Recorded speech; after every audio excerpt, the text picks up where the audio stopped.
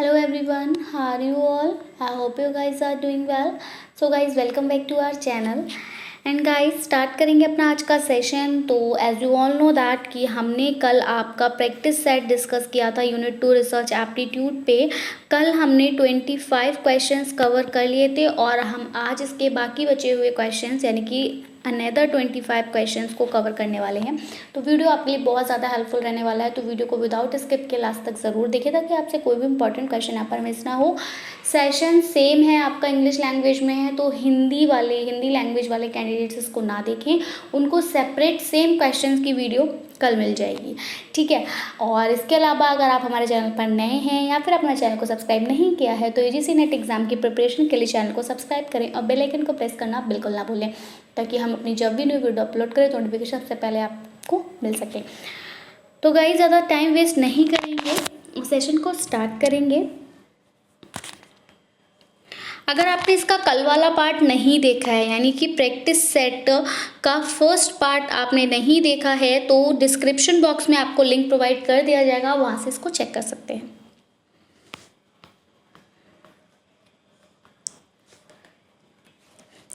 Sorry, तो ये questions तो हम लोग कल डिस्कस कर चुके थे और आज हमें 25th क्वेश्चन यानी 26th क्वेश्चन से जो है वो स्टार्टिंग अपनी करनी है। ये क्वेश्चंस मैं आपको इसलिए शो कर रही हूँ सो दैट आपका रिवाइज हो जाए।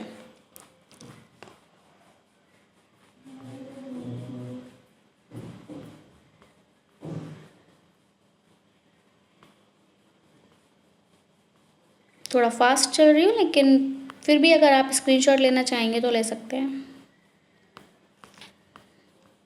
या फिर जिन्होंने ये वीडियो नहीं देखी है उनको थोड़ा सा आइडिया लगेगा कि क्वेश्चंस का जो लेवल था वो कैसा था।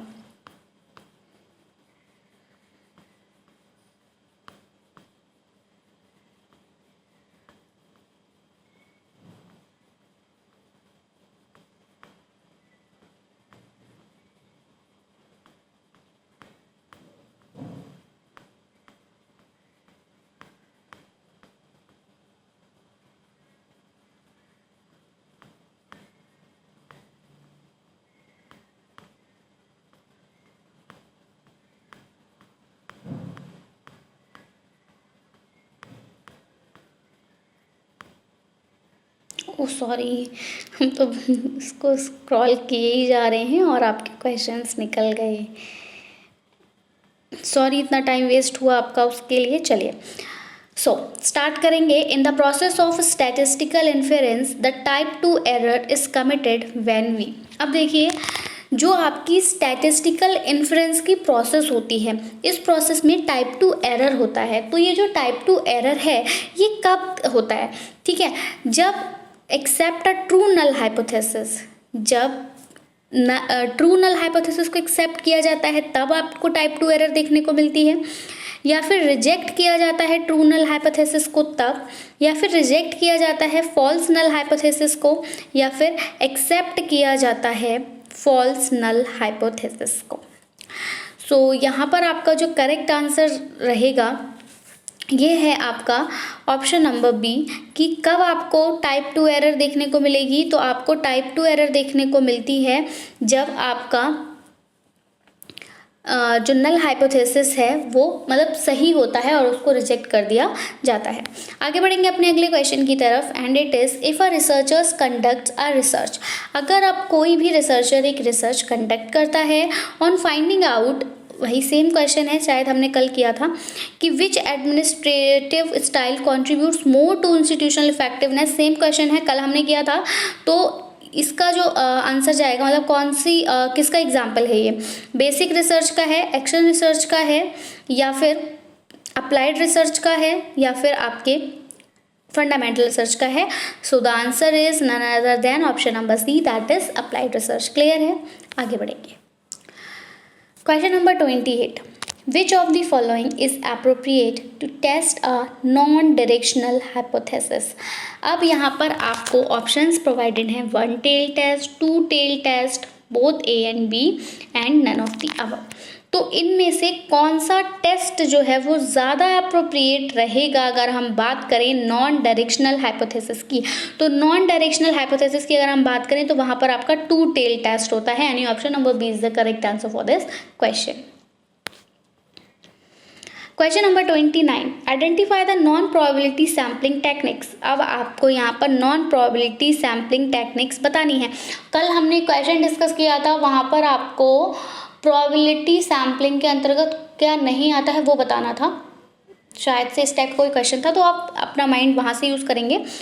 Stratified random sampling, systematic sampling, snowball sampling या फिर इंसिडेंटल सैम्पलिंग।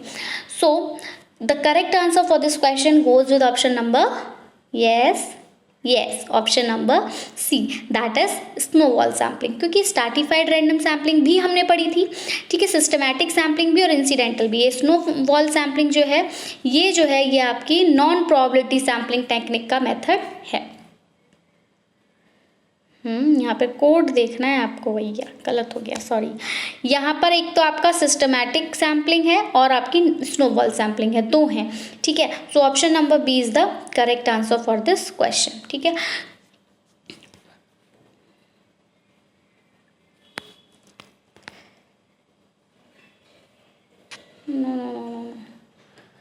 सिस्टमैटिक सैम्पलिंग तो आपकी प्रोबेबिलिटी सैम्पलिंग टेक्निक का मेथड है। यहाँ पर जो करेक्ट आंसर जाएगा, अगर हम नॉन प्रोबेबिलिटी सैम्पलिंग की बात करेंगे तो ये आपका एक तो स्नोबॉल सैम्पलिंग तो है ही है, ये सिस्टमैटिक की जगह इंसिडेंटल है, ठीक है, तो ये दोनों है। तो यहाँ पर जो करेक्ट आंसर है वो है आपका option number C. Sorry for the wrong answer, but अब मैंने करेक्ट कर दिया, डेफिनेटली आपका सी एंड डी है, यानी स्नोबॉल और इंसिडेंटल, ये जो है नॉन प्रोबेबिलिटी सैम्पलिंग टेक्निक के अंतर्गत आएगा। लास्ट क्वेश्चन है, what are the parametric test in the following list. अब एफ टेस्ट हो गया, टी टेस्ट हो गया, साइन टेस्ट हो गया, मीडियन टेस्ट हो गया, तो ये 4 टाइप ऑफ टेस्ट हैं और आपसे पूछा है कि इन चारों में से कौन सा टेस्ट जो है वो पैरामेट्रिक टेस्ट है। So the parametric test is F test. So option number A is the correct answer for this question. ओ, यहाँ पर भी आपका सीक्वेंस है, तो यहाँ हम देखेंगे एफ टेस्ट भी है और टी टेस्ट भी है, दोनों ही टेस्ट आपके पैरामेट्रिक टेस्ट के अंतर्गत आते हैं। मैं यहाँ पर नोट कर दे रही हूँ, पैरामेट्रिक टेस्ट में आपका एफ टेस्ट भी आता है और टी टेस्ट भी आता है। Clear? Next, which of the following is similar to case study. और ये क्वेश्चन भी हमने कल डिस्कस किया था, क्वेश्चन रिपीटेड हो गए थोड़े से, तो ये क्वेश्चन भी हमने कल डिस्कस किया था और ऑप्शन नंबर सी यहाँ पर सही है एज यूजुअल। क्वेश्चन नंबर 32, देखिए, which of the following is incorrect as a measure of dispersion. अगर हम बात करें डिस्पर्जन की, तो ये क्वेश्चन भी हमने जो आपके 10 क्वेश्चंस की सीरीज़ की थी यूनिट 2 के, वहाँ से ही ये भी मैच कर रहा है। तो अगर आपने हमारी वो वीडियोस देखी होंगी तो आप इसका आंसर चुटकियों में दे देंगे, अगर आपने नहीं देखा तो फिर भी पता चल जाएगा, ठीक है। तो क्वेश्चंस रिपीट करने का कभी कभी मोटिव ये भी रहता है कि आपकी जो पुराने क्वेश्चन है वो रिवाइज हो जाए, और वैसे भी न्यू क्वेश्चन हम कहाँ तक लाएंगे, मतलब जो आपका आयोग भी होता है वो भी नए क्वेश्चंस नहीं लाता, पुराने क्वेश्चंस को ही वो है मॉडिफाई करता है, ठीक है। तो यहाँ पर quartile deviation, range, standard deviation और सैम्पलिंग एरर, तो यहाँ पर आपको ये 4 ऑप्शंस प्रोवाइड है और पूछा है इनकरेक्ट कॉन्सेप्ट। देखिए, मैं काफ़ी बार आपको बता चुकी हूँ, डिस्पर्जन की बात प्रिज्म में आप इस तरह से डिस्पर्जन होता है, ठीक है। यहाँ पर आपकी तो इसमें आप क्या क्या मेज़र करते हो, ठीक है। तो यहाँ पर आप मेज़र करते हैं, क्वार्टाइल डेविएशन भी देखते हैं क्योंकि डेविएशन हो रहा है ये, ठीक है। रेंज भी आप देखते हैं, रेंज क्या है, ठीक है। उसके बाद स्टैंडर्ड डेविएशन भी मेज़र की जाती है, बिल्कुल करते हैं, लेकिन हम सैम्पलिंग एरर जो है वो यहाँ पर नहीं करते, तो सैम्पलिंग ही नहीं होती तो एरर कहाँ से होगा। तो option number D is the correct answer for this question. A researcher prepared a report, ये अब नया क्वेश्चन है, इसको आराम से देखेंगे। देखिए, एक रिसर्चर है वो एक रिपोर्ट प्रिपेयर करता है based on the interviews of 25 people. अब 25 लोगों का इंटरव्यू लिया और 25 लोगों का इंटरव्यू लेने के बाद एक रिसर्चर ने एक रिपोर्ट तैयार की, तो हम इसको किस रिसर्च में रखेंगे। तो मुझे नहीं लगता कि आपको यहाँ पर मतलब कोई भी ये डिफ़िकल्ट क्वेश्चन है, बहुत ज़्यादा इजी क्वेश्चन है, क्योंकि मैं आपको बताऊं कि 25 लोगों का क्या लिया, इंटरव्यू। तो इंटरव्यू लिया यानी कि अब आप समझ गए क्या किया, सर्वे किया। तो जब सर्वे किया तो सर्वे जो है वो आपकी जो सर्वे रिसर्च होती है या सर्वे मेथड है रिसर्च का, वो किसके अंतर्गत आएगा, क्वांटिटेटिव है, क्वालिटेटिव है, हिस्टोरिकल है या साइंटिफिक है। तो नन अदर देन सर्वे का क्या मतलब है, क्वालिटेटिव, क्योंकि आप जब सर्वे करते हो तो कुछ गुणात्मक चीज़ों के बारे में आप पता लगाते हो। ठीक है, आपको जिस भी बारे में आप पता करना चाहते हो उसकी क्वालिटीज़ का पता चलता है, उसकी क्वांटिटी का पता नहीं चलता। तो option number B is the correct answer for this question. देखिए सेम ही क्वेश्चन था, सर्वे वाला क्वेश्चन भी आपने कुछ इस तरह से ही करा था, और सर आप यहाँ पर चेंज कर दिया, सर्वे ना लिख के आपसे ये क्वांटिटेटिव और क्वालिटेटिव पूछ लिया।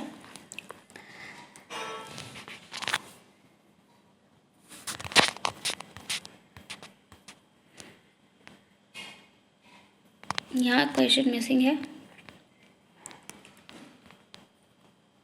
सही। Researcher intends to ascertain the attitudes of adolescents towards modernization। एक रिसर्चर है तो उसकी इंटेंशन रहती है कि वो क्या करे, जो एडोलसेंस का जो एटीट्यूड रहता है मॉडर्नाइजेशन की तरफ, उसको वो थोड़ा सा असरटेन बताए। तो इनमें से कौन सा टूल जो है वो अप्रोप्रिएट है। तो उसको इसमें क्या प्रोजेक्टिव टेक्निक का इस्तेमाल करना होगा, इंटरव्यू का इस्तेमाल करना होगा, लिकर्ट स्केल का, या फिर सोशियोमेट्री का। तो यहाँ पर किसका इस्तेमाल किया जाएगा, लिकर्ट स्केल का इस्तेमाल किया जाएगा। Option number C is the correct answer for this question. क्योंकि अगर आप इंटरव्यू लेकर उनका एटीट्यूड चेंज करेंगे तो वो नहीं होगा। ठीक है, क्योंकि इंटरव्यू में तो वो वही बताएंगे जैसा वो सोचते हैं। ठीक है, आप कोई प्रोजेक्ट टेक्निक करवाएंगे उसमें भी वही होगा। आप प्रोजेक्ट बनाते हो तो आप अपने अकॉर्डिंग प्रोजेक्ट बनाते हैं ना, दूसरे के अकॉर्डिंग तो नहीं। आप जो प्रोजेक्ट बना रहे हो उस प्रोजेक्ट में हम कोई चेंजेस नहीं ला सकते। तो ये भी यहाँ पर भी वही हो गया। सोशियोमेट्री, तो ये तो सोशियोमेट्री का है कि अपना अपना सोशल, सबके अपने सोशल आइडियोलॉजी होती है। ठीक है, तो यहाँ पर लिकर्ट स्केल जो है वो ज़्यादा अप्रोप्रिएट है। अब देखिए, Rorschach and block test consist of, ये क्वेश्चन भी आपका टीचिंग एप्टीट्यूड का है। तो लेकिन चलिए, टीचिंग एप्टीट्यूड आपको करना ही है, और कभी कभी ऐसा एग्जामिनर के साथ भी हो जाता है कि वो teaching aptitude question research aptitude में दे देता है। ठीक है, तो रोशा इंक ब्लॉट टेस्ट जो है ये आपने सुना होगा, ये एक परीक्षण था, स्याही धब्बा परीक्षण। और ये इसमें होता क्या क्या है, तो ये रोशा आपके साइंटिस्ट थे, इन्होंने ये रोशा इंक ब्लॉट टेस्ट दिया था, स्याही धब्बा परीक्षण। और इसमें होता क्या था बेसिकली, तो इसमें होते थे आपके 5 ब्लैक और वाइट और 5 मल्टी कलर कार्ड्स होते थे। क्या, 5 ब्लैक कार्ड्स आपको देखने को मिलते थे, वाइट और 5 वाइट कार्ड्स होते थे, और 5 मल्टी कलर कार्ड्स होते थे। Clear, so option number C is the correct answer for this question. Next, which one of the following is a method of qualitative research. अब देखिए, एक्सपेरिमेंटल रिसर्च हो गया, normative सर्वे हो गया, और एथेनो मेथडोलॉजी हो गया, एज पोस्ट फैक्टो रिसर्च हो गया। अब आपसे इनमें से पूछा है कि कौन सा क्वालिटेटिव रिसर्च का मेथड है। देखिए, अगर खाली सर्वे लिखा होता, अभी आपने क्वालिटेटिव देख के और ये सर्वे देख के आप इसके साथ जा रहे होंगे, लेकिन यहाँ पर आप गलत हैं। क्यों? क्योंकि अगर खाली सर्वे लिखा होता तो हम क्वालिटेटिव रिसर्च का मेथड मान सकते थे सर्वे को, बट यहाँ नॉर्मेटिव सर्वे लिखा है। ठीक है, एक वर्ड यहाँ पर ऐड हुआ है। तो जब भी किसी शब्द के साथ कोई शब्द ऐड होता है, जैसे कि आपने उपसर्ग और प्रत्यय पढ़े होंगे हिंदी में, तो जब किसी शब्द के साथ उपसर्ग लगता है तो वो उसके अर्थ को जो है वो बिल्कुल चेंज करता है। तो अगर इस सर्वे के साथ ही नॉर्मेटिव लगा है तो कुछ ना कुछ सर्वे में चेंजेस आए होंगे। तो इस वजह से जो क्वालिटेटिव रिसर्च के अंतर्गत ये नॉर्मेटिव सर्वे नहीं आएगा। एक्सपेरिमेंटल रिसर्च में भी आप क्वालिटी का डिस्कशन नहीं करेंगे, नॉर्मल सर्वे में आप क्वालिटी डिस्कस कर रहे थे, बट नॉर्मेटिव में नहीं होगा। एज पोस्ट फैक्टो रिसर्च, ये भी आपकी क्वालिटेटिव रिसर्च के अंतर्गत नहीं आती। क्वालिटेटिव रिसर्च के अंतर्गत अब क्या आएगा, आपका एथेनो मेथडोलॉजी आएगा। और अब इसको आप ऐसे समझ लीजिए, फिर से आप एथने को जो है वो एथिक के साथ जोड़ लीजिए। तो एथिक क्या होते हैं, क्वालिटी है किसी की, अच्छे एथिक है तो भाई अच्छी क्वालिटी है, खराब कुछ भी हम खराब एथिक नहीं कह सकते, सबकी अपनी अलग अलग थिंकिंग होती है।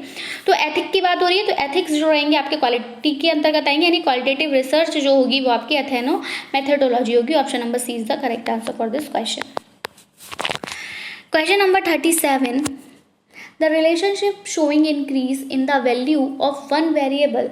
अब देखो क्या हो रहा है कि हम रिलेशनशिप देख रहे हैं, उसमें हो क्या रहा है कि एक वेरिएबल में इंक्रीज हो रहा है, यानी कि हाइट बढ़ रही है मान लीजिए, और जो दूसरा वेरिएबल है उसमें आपको करस्पॉन्डिंग डिक्रीमेंट दिखाई दे रहा है, यानी कि डिक्रीज हो रहा है, ठीक है, यानी कि जैसे वेट। अब मतलब ऐसे मान लीजिए आप कि हाइट और वेट ये दो आपके वेरिएबल हैं, एक तो हो गया हाइट और दूसरा हो गया वेट। हाइट बढ़ रही है लेकिन वेट घट रहा है, तो ये जो केस होगा, मतलब किसी एक वेरिएबल के बढ़ने से दूसरा वेरिएबल अगर घट रहा है तो ये आपका कैसा कोरिलेशन होगा। आपने एलिमेंट्स में भी पढ़ा होगा कि हम लेफ़्ट टू राइट जाते हैं तो एटॉमिक नंबर इंक्रीज करेगा या डिक्रीज करेगा, तो इस टाइप से। तो वैल्यू ऑफ वन वेरिएबल अगर हाइट इंक्रीज हो रही है और फिर आपको करस्पॉन्डिंग डिक्रीज देखने को मिल रहा है वेट में, तो इसको आप क्या कहेंगे, पॉजिटिव कोरिलेशन कहेंगे, नेगेटिव, ज़ीरो या फिर पार्शियल। तो भैया बिल्कुल कोई किसी चीज़ को उठाने से अगर दूसरी चीज़ गिर रही है जो उससे रिलेटेड है तो कहीं ना कहीं गलती हो रही होगी, है ना। अगर हम कहें कि आप में बैड मैनर्स बढ़ रहे हैं, या हम ये कहें कि आप में ऐसे मैनर्स बढ़ रहे हैं जिनकी वजह से जो आपके रिलेटिव्स हैं वो घट रहे हैं, यानी कि दुश्मनी ज़्यादा हो रही, तो यानी कि कहीं ना कहीं आपके मैनर्स जो हैं वो गलत हैं, तभी तो किसी से लड़ाई झगड़ा, और अच्छे होंगे तो होगा ही नहीं, ठीक है। तो कैसा इम्पैक्ट पड़ रहा है, नेगेटिव। तो option number B is the correct answer for this question. ये कोरिलेशन जो है वो आपका नेगेटिव रहेगा। Cumulative frequency graph is called, cumulative frequency graph को आप क्या कहते हैं, हिस्टोग्राम, बार डायग्राम, तो ये तो आता ही होगा, पाई डायग्राम या फिर ऑगिव। तो बिल्कुल क्यूमुलेटिव के साथ हमारा जाएगा ऑगिव, ऑप्शन नंबर डी, क्योंकि हिस्टोरिकल, बार डायग्राम और पाई डायग्राम ये आपके क्यूमुलेटिव फ्रीक्वेंसी ग्राफ के अंतर्गत नहीं आते या नहीं होते हैं। नेक्स्ट SPSS, फुल फॉर्म बतानी है SPSS की। तो SPSS की जो फुल फॉर्म है वो क्या है कि स्टैटिस्टिकल पैकेज है साइंटिफिक स्टडीज़ का। ऐसे क्वेश्चंस को करने में बहुत ज़्यादा प्रॉब्लम आती है अगर हमने नहीं पढ़े होते हैं, तो भैया इनकी तो मैं भी कोई ट्रिक नहीं बता सकती कि आप कैसे पहचानोगे इसको। तो सेम वही है कि आप इसको पढ़ा ही होना चाहिए, तो किसी को ऐसी कुछ फुल फॉर्म जो आपके एग्जाम में पूछी जाती है उनको देख कर जाइएगा, लेकिन फिर भी मैं बताती हूँ थोड़ा, क्योंकि SPSS अब ऐसे यहाँ से पता ही नहीं चल रहा है कि किस बारे में बात हो रही है, जो हम उसके अकॉर्डिंग पकड़ेंगे, बट फिर भी हम बात कर रहे हैं रिसर्च एप्टीट्यूड की। तो रिसर्च एप्टीट्यूड की अगर बात हो रही है, लेकिन फिर ये हम उसके साथ नहीं जाएंगे, वरना तो हमें ये वाला ठीक लग रहा है साइंटिफिक, तो ये नहीं है, ठीक है। तो इसलिए थोड़ा सा याद ही रखने वाली बात है, क्या रहेगा, स्टैटिस्टिकल पैकेज रहेगा सोशल साइंस के लिए। Clear. The square root of variance is, अब वेरिएंस का स्क्वायर रूट क्या होता है, standard error, error variance, standard deviation या फिर deviation question. So the correct answer for this question is option number C, that is standard deviation. A researcher is interested in studying the flood victims, एक researcher है और जितने भी मतलब बाढ़ पीड़ित लोग हैं, बाढ़ से पीड़ित, उनके बारे में जानना में वो बहुत ज़्यादा इंटरेस्टेड है। तो इनमें से कौन सा सैम्पल सिलेक्शन मेथड रहेगा एप्रोप्रिएट या सुटेबल, रैंडम सैम्पलिंग कर ले, वो स्ट्रैटिफाइड करे या सिस्टमैटिक करे या फिर पर्पसिव करे। तो भैया एक पर्पस है कि उसको बाढ़ पीड़ित लोगों को ही उनके बारे में ही स्टडी करना है, तो रैंडम तो नहीं कर सकता ना, ज़रूरी है कि उसने कोई, अगर मान लीजिए नंबर रैंडम सिलेक्शन कर रहा है तो उसमें तो विक्टिम्स कोई भी हो सकते हैं, फ्लड वाले भी हो सकते हैं, साइक्लोन्स वाले हो सकते हैं, पर और भी काफ़ी तरह के हो सकते हैं। तो रैंडम सैम्पलिंग में तो वो नहीं पहुँच पाएगा जो वो चाह रहा है। तो अब जिस फील्ड में वो इंटरेस्टेड है तो उसका एक पर्पस है ना उस फील्ड में जाने का। तो ऑप्शन नंबर डी यहाँ पर सही जाएगा, पर्पस की बात होगी। जहाँ आप इंटरेस्टेड हो तो किसी पर्पस से ही इंटरेस्टेड हो। अगर आपको डॉक्टर बनना है तो कुछ ना कुछ पर्पस होगा आपका, तभी आपको डॉक्टर बनना है, अभी हमने कहते थे कि ये बनना है वो बनना है। Clear. So option number D is the correct answer for this question. Next है, difficulty level of item is not a matter of concern in the case of. अब जो डिफिकल्टी लेवल होता है आइटम का वो मैटर नहीं करता, तो किस केस में ऐसा होगा, प्लेसमेंट टेस्ट में डिफिकल्टी लेवल मैटर नहीं करता, इंटेलिजेंस में, क्राइटेरियन रेफरेंट टेस्ट या नॉन रेफरेंट टेस्ट में, तो ये प्लेसमेंट टेस्ट में जो है वो डिफिकल्टी लेवल का कोई भी यहाँ पर कंसर्न नहीं होता। Rearrange in proper order the following points of Likert type attitude scale. तो एटीट्यूड हमें किसी का नापना है या कुछ भी करना है तो उसके लिए हम लिकर्ट स्केल का इस्तेमाल करते हैं, इसको पता होगा। तो जो लिकर्ट टाइप एटीट्यूड स्केल है उसके पॉइंट्स को ध्यान में रख के आपको जो है वो अरेंज करना है। Strongly agree, strongly disagree, agree, disagree. तो इसके लिए हम जाएंगे सबसे पहले और अनडिसाइडेड। तो ये 3 बातें हैं, मैं एक साथ लिख लेती हूँ इनको, थोड़ा दूर हो रहा है। डिसएग्री और अनडिसाइडेड।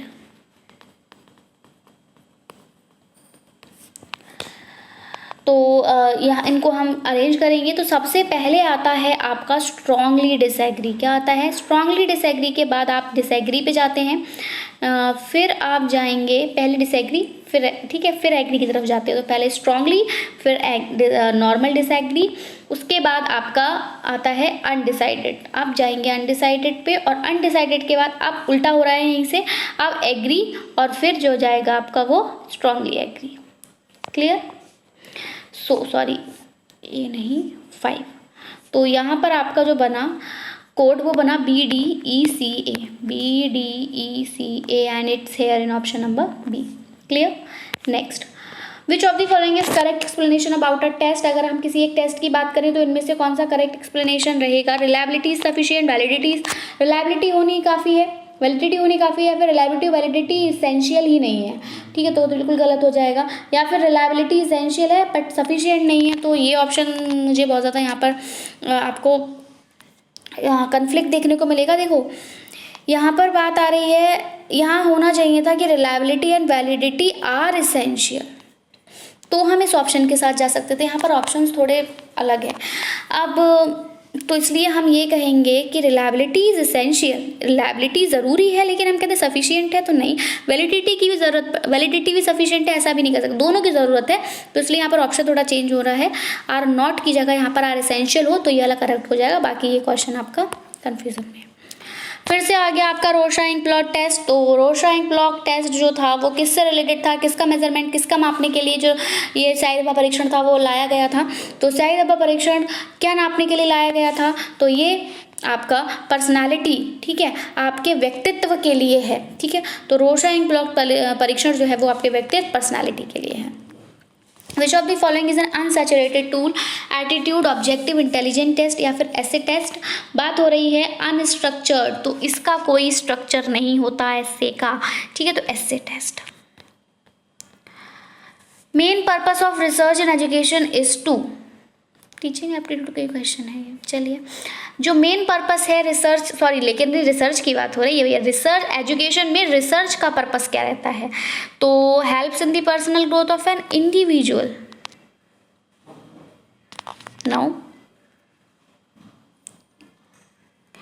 इंक्रीज जॉब प्रोस्पेक्ट, नहीं, बल्कि क्या, help the candidate become an eminent educationist.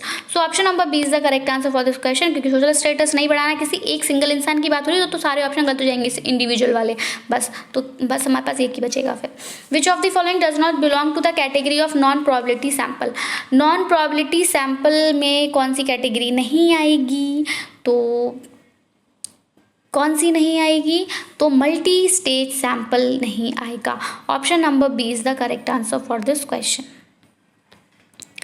Research means, तो ये हमने पढ़ लिया था, scientific approach to new truth, repeated question है। Which one of the following term is related to the idea of validity of a test? अगर आपको किसी भी टेस्ट की वैलिडिटी की बात करनी है तो कौन सी टर्म यहाँ पर रिलेटेड रहेगी? Errors of measurement, true score variance, common factor variance या रैंडम एरर्स? तो the correct answer for this question is common factor variance, CFV। And the last question for our session is which of the following is not a common element of a research proposal and a research report? तो I think ये question भी repeated है, and the correct answer for this question implications for further research. Clear? Session पसंद आया हो तो उसको like करें, अपने फ्रेंड्स में शेयर करें। हमने टोटल 50 क्वेश्चंस कवर कर लिए। इसके अलावा हमने आपकी सेपरेट 10 क्वेश्चंस की सीरीज़ वाली वीडियोस भी 100 क्वेश्चंस कवर किए थे। टोटल यूनिट 2 के 150 क्वेश्चंस कवर हो गए हैं, एंड बाकी आगे भी हम क्वेश्चंस देखते हैं। लेकिन अब कल से जो है वो आपकी परसों से यूनिट 3 स्टार्ट करें, क्योंकि कल हमें सेम हिंदी लैंग्वेज में क्वेश्चंस लेकर आने हैं। So that's it from my side. मिलेंगे अपनी नई वीडियो के साथ। Till then take care and bye bye. Thanks for watching. Thanks, have a nice day.